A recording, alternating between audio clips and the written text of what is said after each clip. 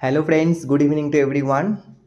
तो आज आ, आप लोगों का जो रिक्वेस्ट था कि जैसे मैंने फार्माकोलॉजी का एक प्रिपरेशन स्ट्रेटेजी आप लोगों को बताया, उसी तरीक़ा से और दूसरा सब्जेक्ट का प्रिपरेशन स्ट्रेटेजी बताने के लिए आप लोग बहुत रिक्वेस्ट किए थे। तो इसीलिए मैंने आज सोचा कि और दो माइनर सब्जेक्ट का प्रिपरेशन स्ट्रेटेजी आप लोगों को बताऊँगा। ठीक है, तो देखिए, आज basically pharma chemistry and jurisprudence, ये दो माइनर सब्जेक्ट के बारे में हम डिटेल्स डिस्कस करेंगे। ठीक है, तो फार्मा केमिस्ट्री और जूरिस्प्रूडेंस ये दोनों ही माइनर है। माइनर का मतलब होता है इसका कंटेंट लिमिटेड है। तो अगर ठीक ठाक मतलब स्ट्रेटेजी फॉलो अप करके पढ़ेंगे तो ज़्यादा दिन नहीं लगेगा और आप लोग को बहुत आसान तरीक़ा से इस सिलेबस का रिवीजन कवर अप हो जाएगा। ठीक है, तो चलिए आज हम लोग डिस्कस करेंगे फार्मा केमिस्ट्री के बारे में एट फास्ट। तो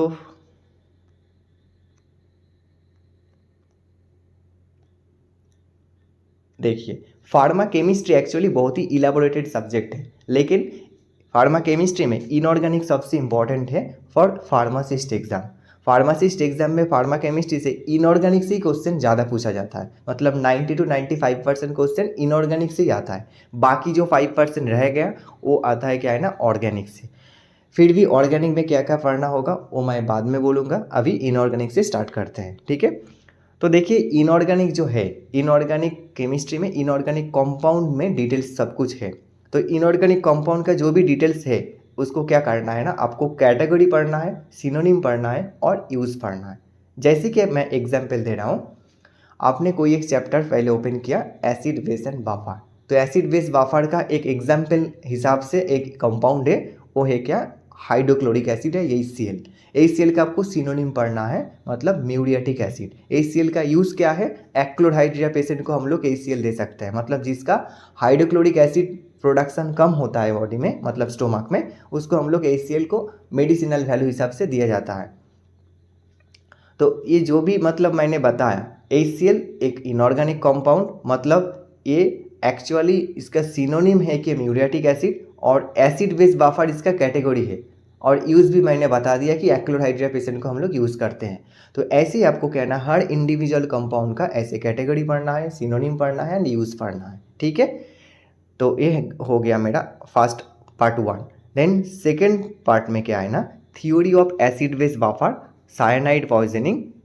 तो एसिड बेस बफर का थ्योरी भी इंपॉर्टेंट है, जैसे कि Arrhenius concept, Lewis acid concept, okay. Then और क्या है ना, ब्रॉन्स्टेड लाउरी कॉन्सेप्ट। ये जो भी कॉन्सेप्ट है, ये इनमें से क्वेश्चन पूछा जाता है। ठीक है, कि आरएनएस कॉन्सेप्ट के हिसाब से एसिड का मतलब क्या होता है, बेस का मतलब क्या होता है, ब्रॉन्स्टेड लाउरी एसिड का डेफिनेशन कैसे दिया था और बेस का डेफिनेशन कैसे दिया था, कॉन्जुगेटेड एसिड बेस मतलब क्या है, ये सब क्वेश्चन थ्योरी पार्ट से आता है। तो ये थ्योरी भी आपको पढ़ना ज़रूरी है। देन क्या है ना, साइनाइड पॉइजनिंग। साइनाइड पॉइजनिंग का जो भी डिटेल मैकेनिज्म है वो आपको देखना होगा, क्योंकि साइनाइड पॉइजनिंग में क्वेश्चन पूछा जाता है उसका एंटीडोट के बारे में एंड मैकेनिज्म से। ओके, देन क्या है ना, antidote for selected inorganic poison. तो नॉट ओनली साइनाइड, उनमें क्या है ना, कोई heavy metal just like for mercury, इसका पॉइजनिंग में आप कौन सा एंटीडोट देंगे, इसका एक लिस्ट है। कॉपर का पॉइजनिंग में आप कौन सा एंटीडोट देंगे, ये सब जो लिस्ट इनऑर्गेनिक कंपाउंड का है उसका एंटीडोट के साथ वो आपको पढ़ना होगा। ठीक है, देन क्या है ना, major intra and extra cellular ion. मतलब हमारा बॉडी में बहुत सारा आयन रहता है, कोई सेल के अंदर रहता है, कोई बाहर रहता है। ठीक है, तो इसी हिसाब से उसको इंट्रासेलुलर एक्स्ट्रा सेलुलर कहता है।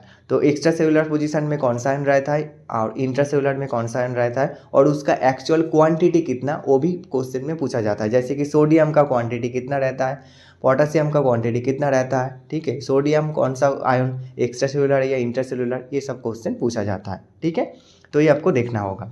नेक्स्ट पार्ट है क्या, नेक्स्ट पार्ट है pH range of different fluids. तो pH range of different fluids, एक मिनट।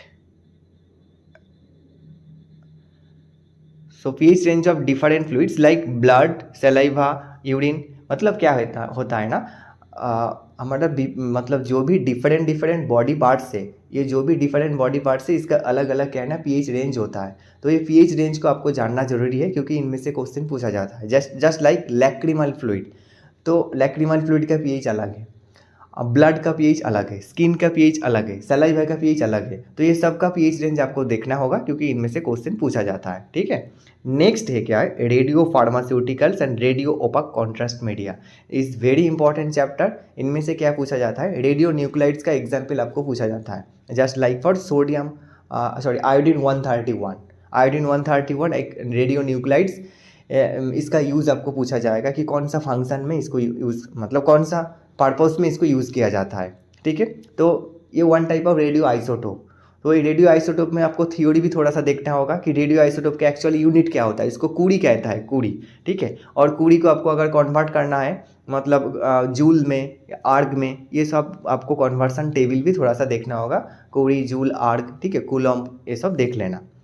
और क्या है ना, रेडियो फार्मास्यूटिकल्स में कुछ पार्टिकल्स रहता है, alpha particle, gamma particle, beta particle. ठीक है, तो ये जो पार्टिकल्स है इसका पेनिट्रेशन पावर भी क्वेश्चन में पूछा जाता है। अल्फा का पेनिट्रेशन पावर कितना, बीटा का पेनिट्रेशन पावर कितना, ये सब रेडियो फार्मास्यूटिकल चैप्टर में आपको मिल जाएगा। Then radio opaque contrast media में इसका एग्जाम्पल सिर्फ देखना है। सबसे इंपॉर्टेंट एग्जाम्पल होता है क्या, बेरियम सल्फेट। ठीक है, तो पूछा जाता है कि बेरियम सल्फेट का यूज़ क्या है, just radio opaque contrast media के हिसाब से यूज़ होता है। ठीक है, तो नेक्स्ट चैप्टर है क्या ना, limit test. Limit test is very very important chapter for pharma chemistry, means inorganic chemistry. तो लिमिट टेस्ट में बहुत सारा लिमिट टेस्ट आपको मिल जाएगा, जैसे कि क्लोराइड, सल्फेट। ओके, मतलब limit test for chloride, limit test for sulphate. इनमें से सबसे इंपॉर्टेंट है लिमिट टेस्ट फॉर आर्सेनिक। तो क्वेश्चन ऐसे पूछा जाता है कि लिमिट टेस्ट में लिमिट टेस्ट करने के लिए कौन सा सिलेंडर यूज़ होता है, जैसे कि नेस्लर सिलेंडर। और लिमिट टेस्ट को आर्सेनिक लिमिट टेस्ट का जो बोतल यूज़ होता है उसका कैपेसिटी कितना होता है, 120 ml।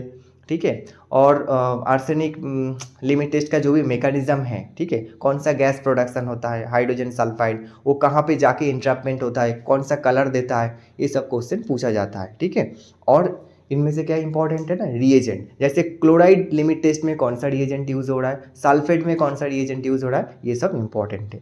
तो इसको ओवरऑली आप लोग देख लीजिएगा। ठीक है, देन टाइट्रेशन। टाइट्रेशन में types of titration means acid base titration, complexometric titration, और इसका क्या है ना देखना है क्या, इंडिकेटर, कौन सा टाइट्रेशन में कौन सा इंडिकेटर यूज़ हो रहा है। ठीक है,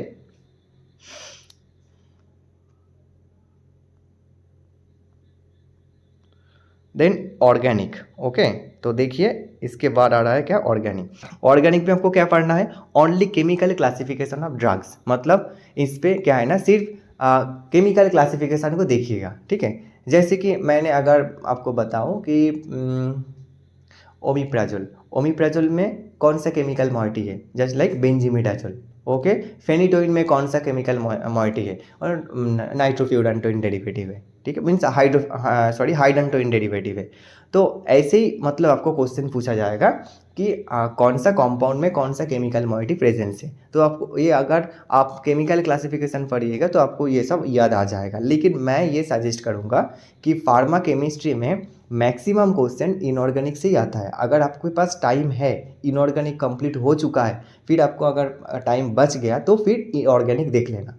नहीं तो ऑर्गेनिक में एफर्ट्स बहुत ज़्यादा देना पड़ता है, टाइम बहुत ज़्यादा देना पड़ता है, लेकिन उनमें से क्वेश्चन एक दो पूछा जाता है। तो इसीलिए अगर आपके पास टाइम बचा हुआ है तो फिर ऑर्गेनिक देख लेना। ठीक है, तो चलिए केमिस्ट्री हो गया। Then jurisprudence. जूरिस्प्रूडेंस और एक इम्पॉर्टेंट सब्जेक्ट है, माइनर सब्जेक्ट का। ये बहुत ही स्कोरिंग सब्जेक्ट होता है क्योंकि बहुत ही लिमिटेड चीज़ पढ़ने के बाद आप इसमें से बहुत अच्छा स्कोर उठा सकते हैं। तो फर्स्ट ऑफ ऑल देखिए, जूरिस्प्रूडेंस में बहुत सारा एक्ट है एंड रूल्स है। तो आप लोगों को सभी को पता है, जो भी एक्ट रूल्स है आप लोग क्या है ना एक नोट्स कर लीजिएगा कि पॉइजन एक्ट कब पब्लिश्ड हुआ है। ठीक है, मतलब पास हुआ है। और फार्मेसी एक्ट कब पास हुआ है, डीएनसी एक्ट कब पास हुआ है, उसका रूल्स कब पास हुआ है। तो ये जो जितना इम्पोर्टेंट ईयर और एक्ट है या रूल्स है, सबका क्या है ना, सब ईयर आपने याद कर लीजिएगा। ठीक है, तो ये सबसे पहले आपको टास्क है, सबसे पहले आपको ये ख़त्म करना है। देन क्या है ना, जूरिस्प्रूडेंस में दोनों चैप्टर है, सबसे इंपॉर्टेंट है, जिसका नाम क्या है ना, pharmacy act and DNC act, मतलब drug and cosmetic act. Pharmacy act और डीएनसी एक्ट को आपको डिटेल स्टडी करना है, इनमें से कुछ भी छोड़ना नहीं है, ठीक है। कोई इतना सारा मतलब ये नहीं है कि बहुत ही हाई लेंथी बुक पढ़ना होगा। आपको कोई भी एक पतला सा, जैसे कि निरली प्रकाशनी होता है, एनके जैन, ऐसा बुक, स्टैंडर्ड बुक आप लोग फॉलो कर सकते हैं। ये बहुत ही अच्छा बुक है, एनके जैन और बीएम मिथाल, ये सब बुक बहुत ही स्टैंडर्ड बुक है। अगर इनमें से भी आप अगर फार्मेसी एक्ट और डीएनसी एक्ट को पढ़ लिया, मतलब इनमें से आपको क्वेश्चन सब कॉमन मिल जाएगा, ठीक है।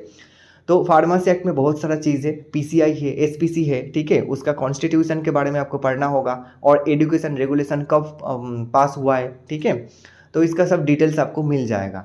और डीएनसी एक्ट में बहुत सारा चीज़ है, डीसीसी कमिटी है, डीटीएवी है, डीटीएवी का कॉम्पोजिशन पूछा जाता है, उसका चेयरमैन कौन है, ठीक है। ड्रग इंस्पेक्टर है एडमिनिस्ट्रेटिव बॉडी में, और गवर्नमेंट एनालिस्ट है। ड्रग इंस्पेक्टर को कितना सेक्शन में इंडियन पेनल कोड के हिसाब से कितना नंबर सेक्शन में इसको अपॉइंट किया जाता है, ये सब question drug and cosmetic act से पूछा जाता है। तो इसीलिए ये डीएनसी एक्ट और फार्मेसी एक्ट, इसको डिटेल आपको स्टडी करना होगा, ठीक है।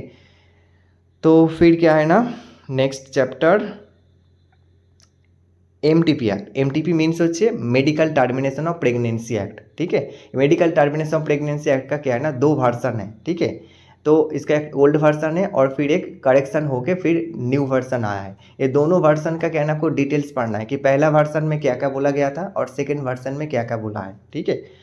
तो इसका डिटेल्स आपको देखना है कि कौन सा टाइमिंग पे प्रेगनेंसी पीरियड को एबॉर्शन कर सकता है, उसके लिए कौन सा आरएमपी, कितना आरएमपी का एडवाइस और कंसल्टेशन होना चाहिए, कहाँ पे एबॉर्शन किया जाता है, उसका एक्चुअल एसओपी क्या रहता है, ये सब डिटेल्स आपको एमटीपी एक्ट में मिलेगा और इनमें से क्वेश्चन पूछा जाता है, ठीक है। और क्या है ना, DPCO, drug price control order, ये भी आपको थोड़ा सा देख लेना है, ज़्यादा डिटेल्स में नहीं, जस्ट थोड़ा सा देख लीजिए कि इसमें मार्केट प्राइस का फॉर्मूला वगैरह सब रहता है। और क्या है ना, medical and termination of medical and toilet preparation act.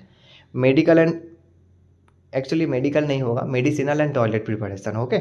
So medicinal and toilet preparation act में क्या है ना, इसमें आपको सबसे इंपॉर्टेंट है क्या, excise commissioner, non bonded and bonded laboratory. तो bonded, non bonded laboratory and role of excise commissioner, ये सब आपको इस चैप्टर में पढ़ना है, ठीक है।